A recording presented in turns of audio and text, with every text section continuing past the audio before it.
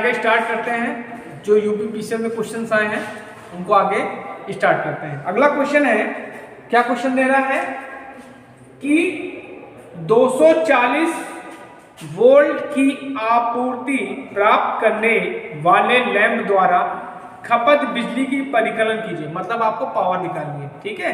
कोई आपका लैंप है, मुझे क्वेश्चन लिख देते हैं, 240 वोल्ट की आपूर्ति प्राप्त करने वाले लैंप द्वारा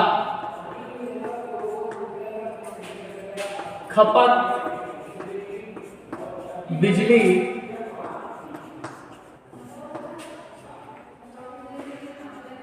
की परिकलन किए, का परिकलन किए। परिकलन मतलब क्या होता है, निकालना है, मेजर करना है, करें, ठीक है। और क्या है, लैंप द्वारा कर्षित धारा, लैंप द्वारा कर्षित धारा 0.5 एम्पीयर है, ठीक है, ठीक है। अब देखिए इसमें क्या दिया है, ये क्वेश्चन आपका यूपीपीसीएल में आया होगा, ये सब यूपीपीसीएल का क्वेश्चन ही आपको सॉल्व करा रहे हैं, ठीक है। ये आपका पहला वीडियो मैं बना चुका हूं, पार्ट 1, ये पार्ट 2 है। इसमें आपको 10-12 क्वेश्चन और बताएंगे, ठीक। अब देखिए यहाँ पे सप्लाई कितनी दी, आपको वोल्टेज की वैल्यू कितनी दी है, 240 वोल्ट। करंट आपको कितनी दी है, 0.5 एम्पीयर, ठीक। तो पहले हम ओम्स लॉ लगाएंगे, V = IR, ठीक। तो यहां से R की वैल्यू निकालेंगे तो क्या हो जाएगा, V/I हो जाएगा, ठीक है। V आपका कितना है, 240/0.5, ठीक। ये पॉइंट हटाया, यहां 2 जीरो बना दिए, तो कितना हुआ, 2/5।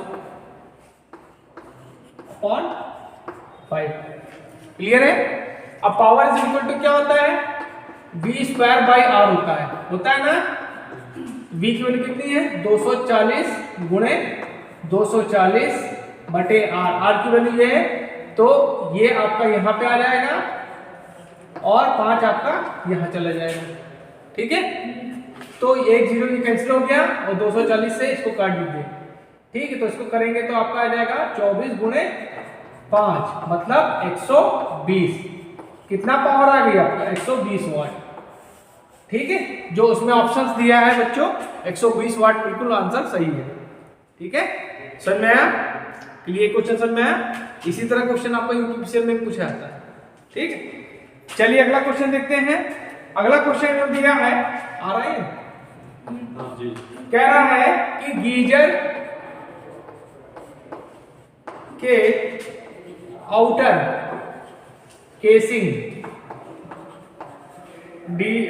आउटर केसिंग और इनर टैंक, तुम लोग गीजर खोले हो ना, जी सर।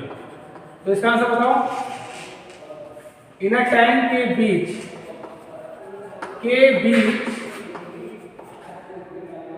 का स्थान क्या किससे होता है, किससे भरा होता है,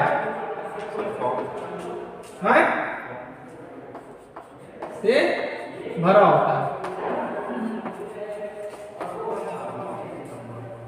तो क्या आंसर होगा, कांच की रुई। इसमें आंसर होगा कांच की रुई, कांच की रुई। इसमें आंसर क्या आपका, कांच का रुई।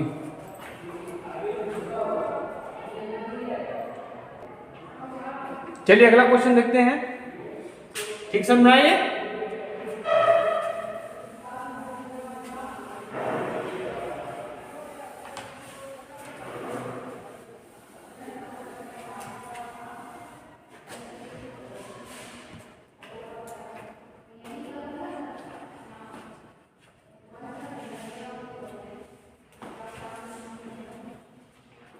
अगला क्वेश्चन है, ये मशीन से क्वेश्चन है, ठीक है, डीसी मशीन से। क्या क्वेश्चन है, कह रहा है a DC generator, a DC generator,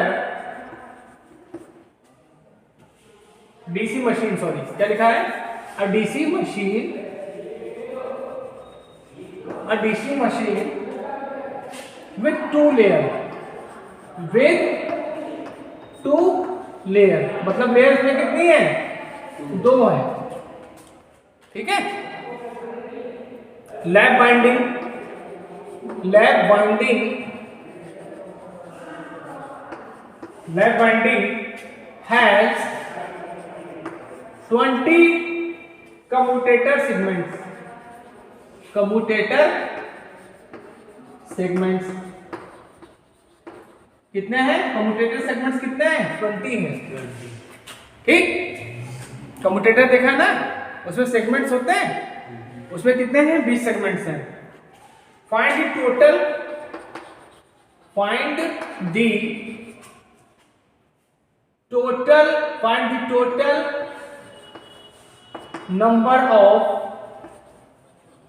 conductor, number of conductor, number of conductor in winding, conductor in winding.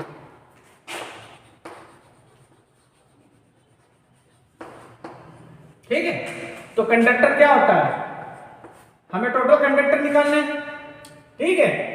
अब क्या है, टू लेयर्स, बाइंडिंग कितनी है, दो है, ठीक है। तो कंडक्टर तो क्या हो जाएगा, 2 को हम 20 से मल्टीप्लाई कर देंगे, 2 को हम 20 से मल्टीप्लाई कर देंगे तो कितना आ जाएगा आपका, 40 कंडक्टर्स। कितने होंगे, इसमें आंसर क्या होगा, 40 कंडक्टर्स, ठीक है। अब अगला क्वेश्चन है,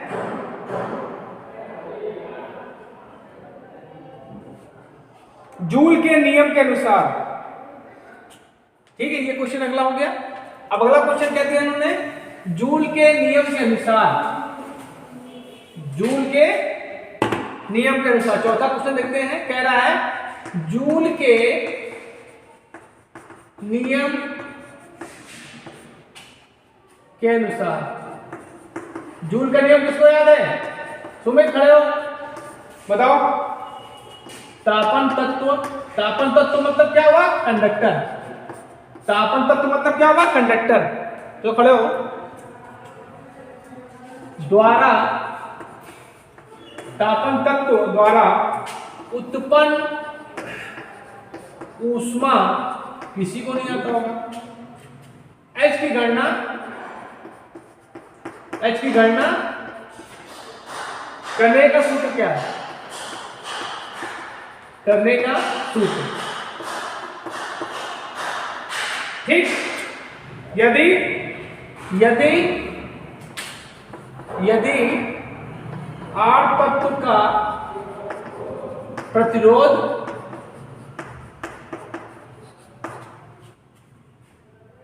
ओम, यदि आर तत्व का प्रतिरोध, तत्व का ओम में प्रतिरोध है, ओम में प्रतिरोध है, बताओ, और एम्पियर में धारा प्रवाहित है, ठीक। जो करंट है आपकी एम्पियर में है और सेकंड टी में है, तो बताओ, चलो खड़े हो, जूल के नियम बताओ। 0.24, तो उसके आगे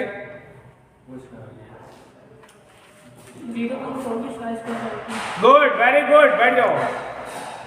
तुमको क्यों नहीं याद है, तुमको क्यों नहीं याद है, देखो जूल का नियम क्या कहता है, जैसे मान लीजिए आपका एक कंडक्टर है,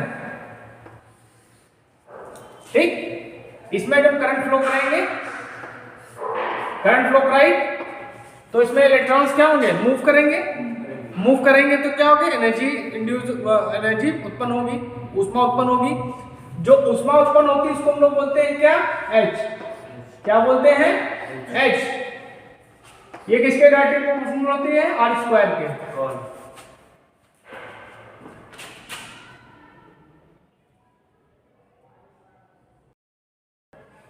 अब देखिए जो ऊष्मा उत्पन्न होती है वो क्या होती है, एच होती है। तो एच किसके डायरेक्टली प्रोपोर्शनल होगा, आई स्क्वायर के, ठीक है। अब क्या होता है, ये रेजिस्टेंस के भी डायरेक्टली लोगों का, रेजिस्टेंस दिया है ना, कंडक्टर का रेजिस्टेंस कितना है, R है। और समय के भी ठीक है, आपका समय है, तो इन दोनों को हम लोग कर देते हैं, तो H is directly proportional to I square RT। इसको जब घटाते हैं तो लगा देते हैं 0.24 I स्क्वायर RT। इसी को बोलते हैं जूल का नियम, जूल का नियम। लेकिन ऑप्शन आपका क्या दिया है, ये दिया है I square RT by J calorie. यही आपका आंसर है। जो आपका यूपीपीसीएल पेपर में ऑप्शन ये जो दिया है, ये बिल्कुल सही आंसर है। ठीक है, समझ में आया? बैठ जाओ। चलो अगला क्वेश्चन है। अगला क्वेश्चन पूछ रहे आजुद्दीन कि आर्क वेल्डिंग में कौन सा जनरेटर हम लोग यूज करते हैं, बताओ। आर्क वेल्डिंग में कौन सा जनरेटर यूज करते हैं, बताया तुमने सब। आर्क वेल्डिंग में कौन सा जनरेटर यूज करेंगे, आर्क वेल्डिंग बताओ बेटा।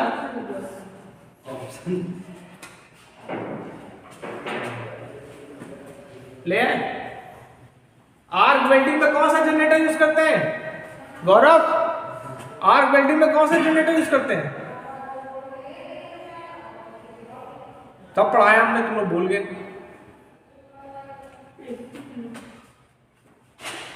कौन सा करते हैं, differential compound motor, compound generator, differential compound generator गधे। उसमें बाइंडिंग कौन सी होती है, लैब बाइंडिंग। ये सब बताया हमने, लैब बाइंडिंग होती है। अच्छा बैटरी चार्जिंग में कौन सी यूज करेंगे,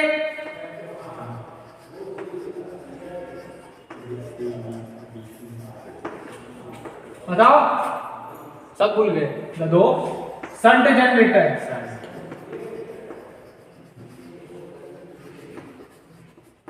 बूस्टर, सीरीज जनरेटर,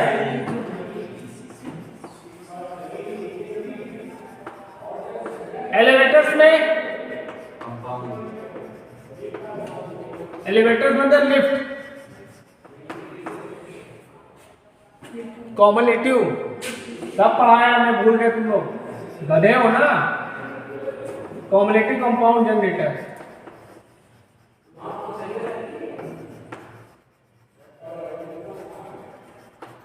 तो आपका क्वेश्चन है कि लैब आर्क वेल्डिंग में कौन सा जनरेटर यूज करेंगे, तो हम लोग डिफरेंशियल कंपाउंड जनरेटर का प्रयोग करेंगे। ऑप्शन में आपका यही सही आंसर है। ठीक है,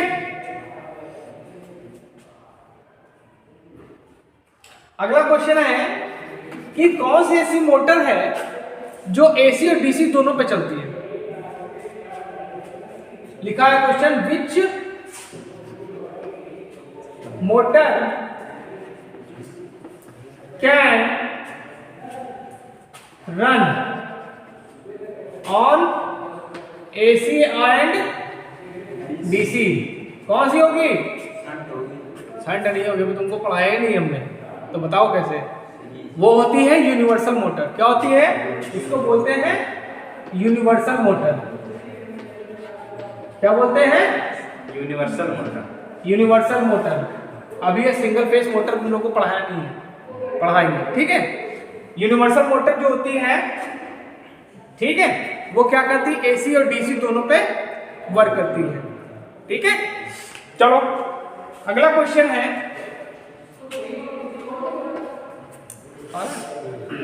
कह रहा है कि एक प्रत्यक्ष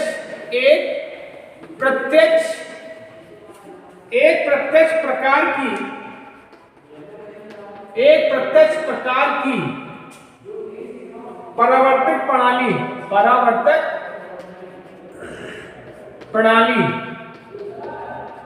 एक परावर्तक प्रणाली में ऊपर की ओर निकलने वाले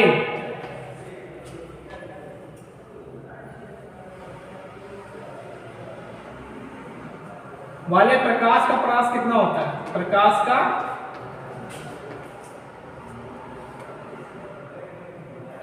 परास लगभग कितना होता है?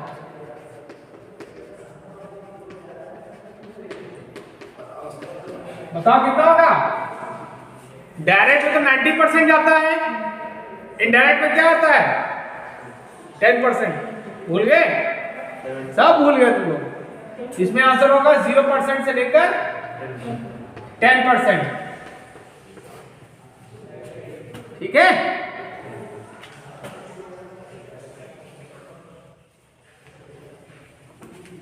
चलो अगला क्वेश्चन देखते हैं।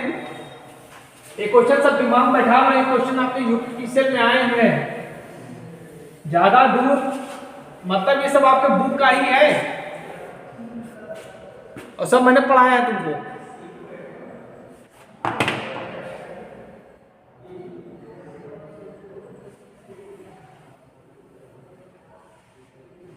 अगला क्वेश्चन है what is advantage? What is advantage मतलब क्या एडवांटेज है of using the double cage rotor in squirrel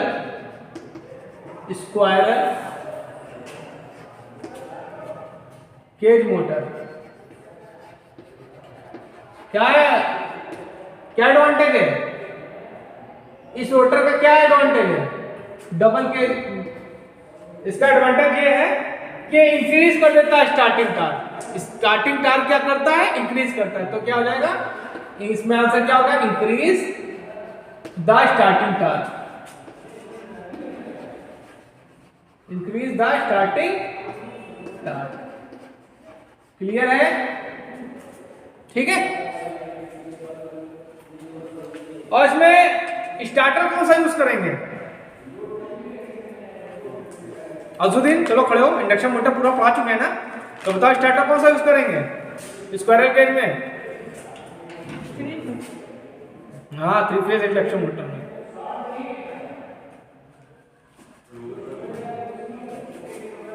तुम बताओ, तुम तो पढ़ना ही नहीं है। तुषार तुम बताओ। हाँ बताओ करो, बताओ सही बताया।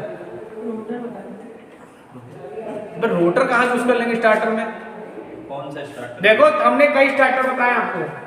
एक बताया था डोल स्टार्टर, क्या बताए थे? तो इसमें हम लोग डोल स्टार्टर यूज करेंगे। हाँ कहां तक? कितनी एचपी तक? 5 एचपी तक।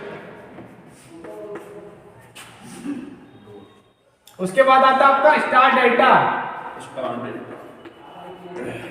ये कहां तक था? 20 एचपी तक, है ना? और ऑटो ट्रांसफार्मर अपर 20 एचपी। ये सब याद कर लो बेटा, क्वेश्चन पूछते हैं इसमें से, बनते हैं। बैठ जाओ। चलो अगला क्वेश्चन है, इसका कौन जवाब देगा? इसका तुषार देंगे। तुषार चलो खड़े हो। क्वेश्चन सुनना ध्यान से। निम्नलिखित में से किस नियम के अनुसार, निम्नलिखित में से, ये सब हमने राइट कर लिया है यूपीएससी में जो क्वेश्चन आए हैं। निम्नलिखित में से किस नियम के अनुसार अंदर वाली धाराओं का योग बाहर जाने वाली धाराओं का योग के बराबर होता है? देखो ध्यान दो, मैं लिख दे रहा हूं। निम्नलिखित, कोई बताएगा ना इसको? निम्नलिखित में से किस नियम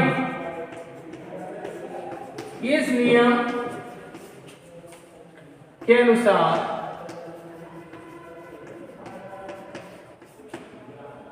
अंदर आने वाली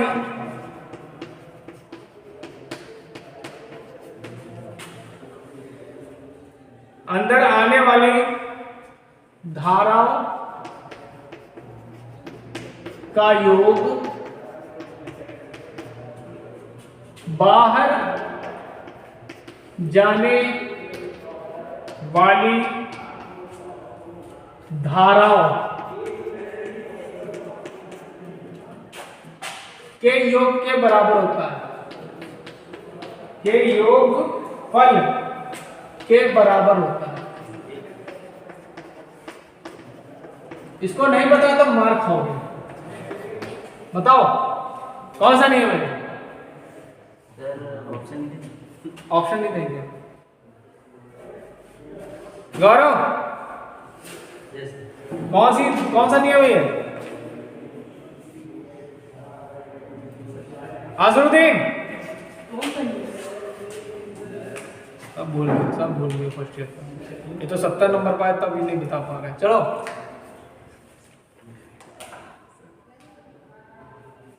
किरचॉफ का प्रथम नियम, बैठ जाओ। कह रहा है कि निम्नलिखित में से, देखो ये जंक्शन हो गया, ये धारा आ रही है और ये धारा जा रही है, ठीक। इसका ये धारा और ये धारा जा रही है, ये आ रही है, ठीक है। ये आपका क्या हो गया? जंक्शन हो गया। अब ये कह रहा है कि इन धाराओं का योग इन धाराओं के बराबर है, तो ये आपका किरचॉफ का प्रथम नियम है। It mean sigma I1 plus I2 equal to I3 plus I4, या sigma I is equal to 0। अब ये बता दो लगे हाथ किस नियम को फॉलो करता है? एक गधो आवेश संरक्षण को फॉलो करता है। आवेश संरक्षण। और द्वितीय नियम ऊर्जा संरक्षण।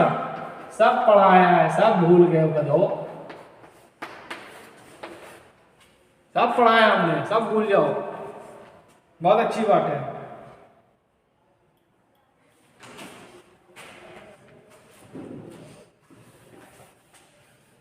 यहाँ कुछ तैयारी करने को तुम सोचो कोचिंग खोल लेंगे और तुम लोग सब भूले यार।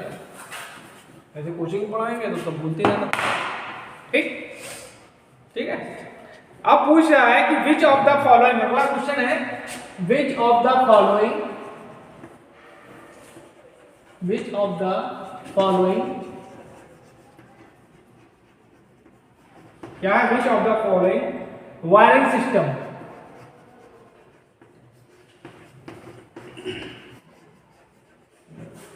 which of the following wiring system has the longest life?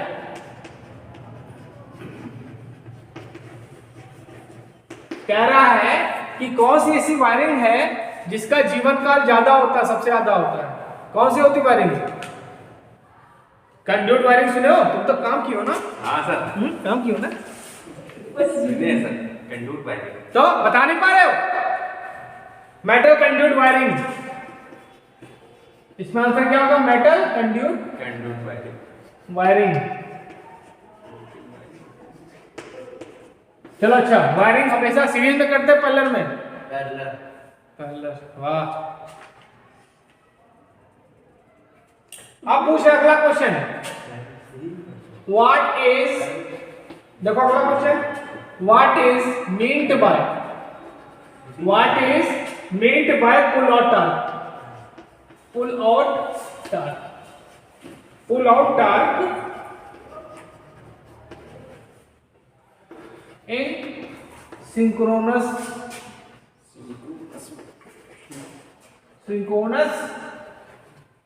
Motor. चलो अजुद्दीन, चलो बताओ, सिंक्रोनस मोटर पढ़ाई है ना? चलो बताओ,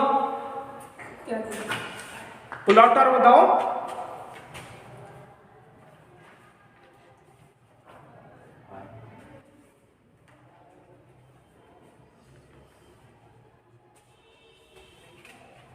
पुल आउट टार्क हमने तुमको उसमें भी पढ़ाया है, इंडक्शन मोटर में पढ़ाया है। कब होता पुल आउट टार्क? देखो समझो क्या होता है।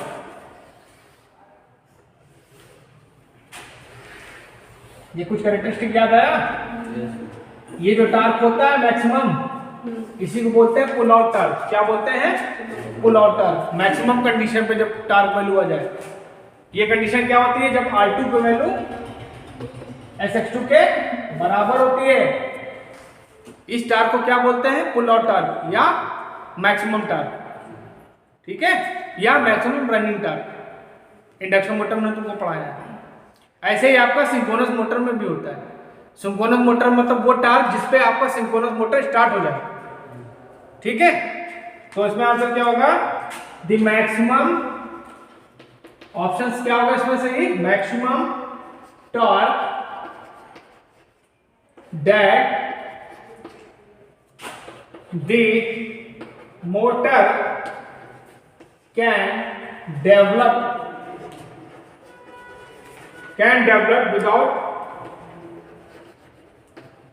without of synchronization, ठीक।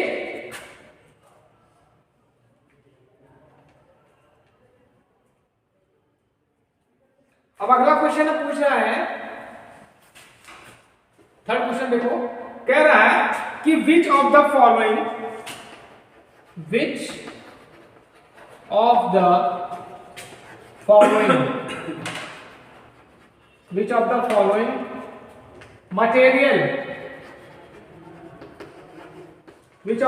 material is used in underground cable joint,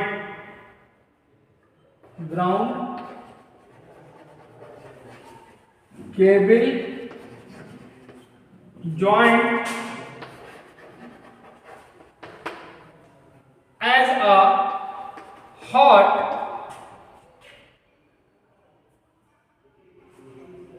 burning compound। बताओ कौन सा कंपाउंड यूज करते हैं? मटेरियल कौन सा? बिटुमिनस। कौन सा यूज करते हैं? बिटुमिनस। बिटुमिनस कंपाउंड को यूज करते हैं, ठीक है।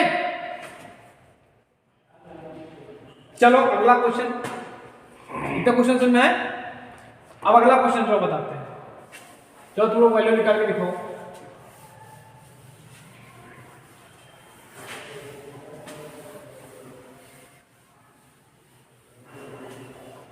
चलो अगला क्वेश्चन करके दिखाओ। कैलकुलेट द, तो करो कॉपी निकालो तुम लोग।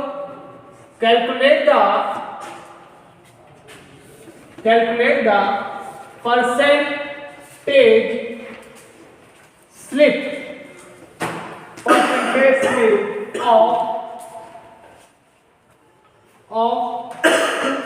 of 50 hertz 6 pole induction motor. पढ़ाया ना? मोटर विद रोटर स्पीड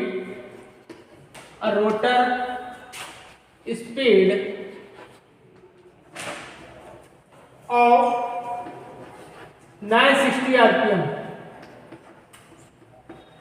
चलो निकाल के देखो।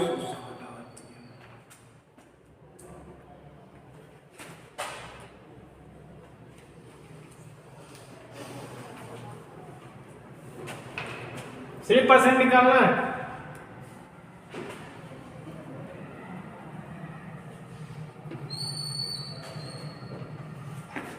गौरव खड़े हो।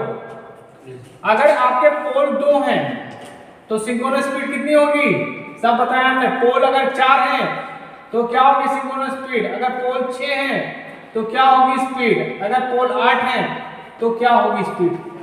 अजू दिन क्या तो नहीं पढ़ाया है? बताओ। पोल 2 है तो सिंक्रोनस स्पीड कितनी होगी? 600। अबे ns इक्वल टू क्या होता है? 120f/p। मतलब पोल ज्यादा होंगे तो स्पीड क्या होगी? कम होगी। तो 2 पोल होंगे तो स्पीड कितनी होगी? 1500। 4 पोल होंगी तो 1000।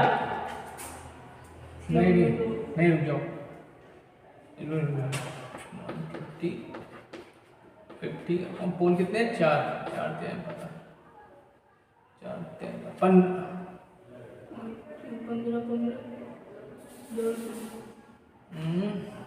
पोल इक्वल टू अगर 120 इंटू 50 बाई पोल कितने 2, तो नहीं पोल अगर 2 होंगे तो स्पीड आपकी कितनी होगी? 3000 होगी। और अगर पोल आपके 4 होंगे तो 1500, और पोल अगर आपके 6 होंगे तो 1000, और ये होगा 750 आरपीएम। ये सब हमने बताया है बेटा, जब प्यार से तुमको इंडक्शन मोटर पूरा पढ़ाया है, तो तुम लोग ये सब हरकत करोगे तो क्या पता। पोल कितने दिए आपको? 6 दिए हैं, तो सिंक्रोनस स्पीड आपकी कितनी होगी? 1000। अब लगाओ percentage switch equal to ns minus nr upon ns into 100। ठीक, ns कितनी हो गई? 1000, nr 960 आ रहा है। और बटे 1000 गुणे 100, ये कितना है? 40 बटे 1000 गुणे कितना है? 4%। यही आपका आंसर है। यूपीपीसीएल में जिसने 4% ऑप्शन सेलेक्ट किया है, यही आपका आंसर है। तो आज के लिए इतना बहुत है, क्योंकि अच्छा खासा वीडियो बन गया है, और बहुत से लोग बच्चे कहते हैं सर आप बहुत लंबा वीडियो बना दो, तो इसलिए हम देख नहीं पाते। तो आज के लिए इतना बहुत है। नए लेक्चर में पार्ट सी आपको बताएंगे। ठीक है।